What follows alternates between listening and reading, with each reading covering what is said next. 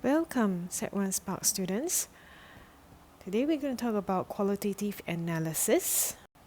Now, before I move on to qualitative analysis, short form QA, I would like to first introduce to you atoms, cations, and anions. Atoms are the smallest particle of an element. An element is a substance that cannot be broken down into two or more simpler substances by chemical methods. Elements can only contain one type of atom. Now you can find all the elements that has been discovered in a periodic table. This is a periodic table of elements. There are 100 over elements in the table. To name a few, there's hydrogen element, helium, lithium, beryllium, boron, carbon, nitrogen, oxygen, and so on. There's iron, there's copper, there's zinc, and many other elements. So in an element, it is made up of many atoms, the same type of atoms. And inside each atom, it may consist of neutrons, protons, and electrons. And take note, all atoms consist of the same number of protons and electrons. For example, an atom of the element lithium consists of 3 protons, 3 electrons, and 4 neutrons. Now, this is what it looks like inside an atom of the lithium element. There are 1, 2, 3 protons. The protons are represented by the orange ball. In neutrons, there's 1, 2, 3, 4 neutrons, and there's 1, 2, 3 electrons.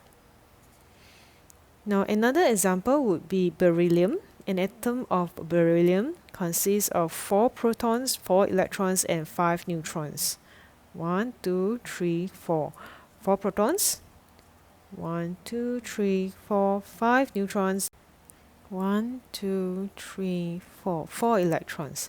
Yes, so this is the beryllium atom. Now, let's move on.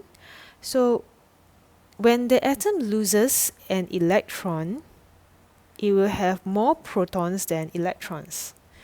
It becomes the positive ion, also known as the cation. Example, an atom of iron, it has 26 electrons. The atom loses 2 electrons to form iron 2 ion. Yeah, it's a positive ion. Another one, another atom of iron, but when it loses 3 electrons, it will become iron 3 ion. Like for copper, copper has 29 electrons. If it loses 2 electrons, it becomes copper 2 ion. Now, for example, lithium. Let me give you an example. Lithium atom has 3 electrons, and if it loses 1 electron, it becomes a positive ion. We call it the lithium ion. Yes, so depending some of the elements, when they lose electrons, we will have the charge here. Yeah, but some don't. Now, atom when can also gain electron. When it gains electron, it will have more electrons than protons, and it becomes a negative ion, also known as anion. Example, your chlorine has 17 electrons. It gains 1 electron to form a chloride ion. Oxygen has 8 electrons, gain 2 electrons to become an oxide ion.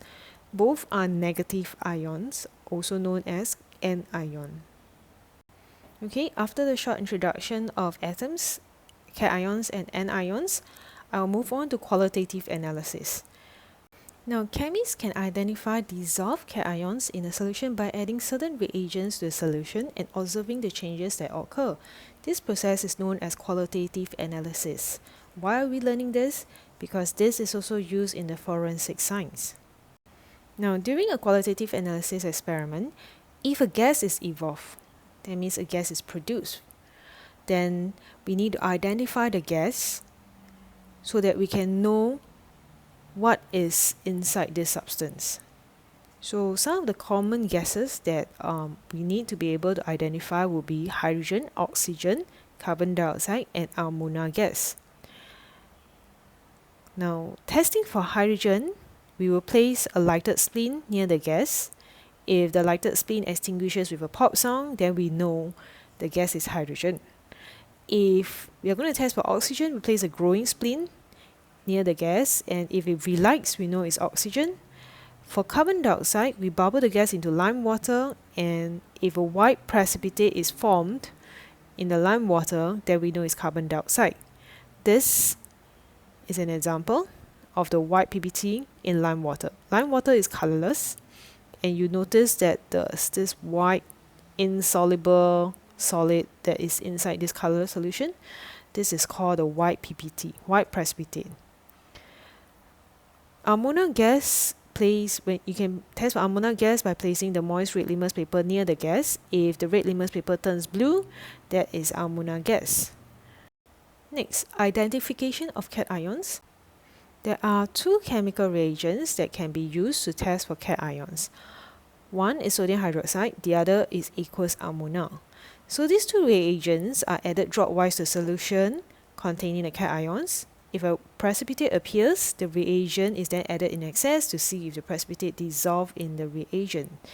So again, precipitate is actually, and you will see the solid inside the solution. So this is precipitate, insoluble solid. This is a solution. You notice it is clear, you can see through, there's no solid inside. So this is a solution. Now, what are the cations that you can test? For example, your zinc ion. When sodium hydroxide is added to it, you will see a white precipitate, and this white precipitate will dissolve in excess to give a colorless solution. So we know that there is zinc ion present. If you add aqueous ammonia to the solution that contains zinc ion, and again white PBT is formed and it dissolves in excess to give a colorless solution, we know there's zinc ion. Iron 2, if you add sodium hydroxide, a dirty green precipitate will be formed, and this precipitate is insoluble in excess of sodium hydroxide, so it remains as dirty green precipitate. If you add aqueous ammonia, you get the same reaction. That is dirty green precipitate, and it is also insoluble in excess. Next, for iron 3 ion, if you add aqueous sodium hydroxide to it, there will be a reddish brown precipitate formed, and this is insoluble in excess. As for aqueous ammonia, when you add aqueous ammonia to the solution that contains iron 3 ion, a reddish brown precipitate will form. Again, it is insoluble in excess. If it's testing for copper 2 ion and you add sodium hydroxide, you will see a light blue precipitate. This is insoluble in excess. If it's aqueous ammonia, you will get a light blue precipitate, but it is soluble in excess to give you a dark blue solution. Lastly, there's also ammonium ion. When you add sodium hydroxide, there's no precipitate. But when you heat it, the gas evolve, that means that gas form will turn your moist red litmus paper blue, and this gas is ammonia. Remember just now when you test for gas, ammonia gas, you use a moist red litmus paper. If it turns blue, it is ammonia gas. So if you want to test for ammonium ion, the cation, you have to heat it and the gas will evolve. The gas will be produced and you can test for ammonia gas. So how do we identify the cations in, let's say, a soil sample? First of all, you have to make the soil sample into a solution. So we add deionized water to it and filter out the mixture to get a clear filtrate. This is your filtration. Remember, you have a filter paper, filter funnel, and you pour the mixture over it. The liquid that passed through is the filtrate. Okay. Then you have the residue, which is the solid, the insoluble solid, and we only want the filtrate. Okay, so you obtain the clear filtrate. Pour 1 cm cube of this filtrate sample into another test tube and add sodium hydroxide dropwise until you observe a change. Then to another sample, 1 cm cube of that sample in another test tube, you add aqueous ammonia dropwise until you observe a change. So remember in the previous slide, we talked about what happens when you add sodium hydroxide and aqueous ammonia.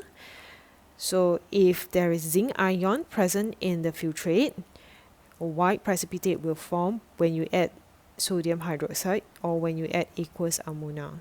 That's how you observe and test for cations. Next, we move on to identification of anions, the negative ions. Now, for anions, there are two anions that I would like you to know. One is chloride ion, the other one is sulfate ion. So each of them have different tests. It's not just adding one reagent and that's it. Okay, so for example, if I want to test for chloride ion, I will add dilute nitric acid followed by aqueous silver nitrate. And if I observe a white precipitate, then there is chloride ion present in that filtrate. Likewise, for sulfate ion, I will add dilute nitric acid and barium nitrate. If I observe a white PBT, there is sulfate ion. So one is adding silver and I see white PBT. The other is adding barium and I see white precipitate. So take note of that. Now, so how do we test for anion in the soil sample? Same thing. You get the filtrate sample, add in the reagent as stated and observe the change. So if my filtrate sample, I suspect that there is chloride ion, I'll add nitric acid and silver nitrate. If I see a white PBT, I know there's chloride ion. Or if my filtrate sample, I suspect there's sulfate ion, I will add nitric acid and barium nitrate. If I see a white precipitate, I know sulfate ion is present in that filtrate sample.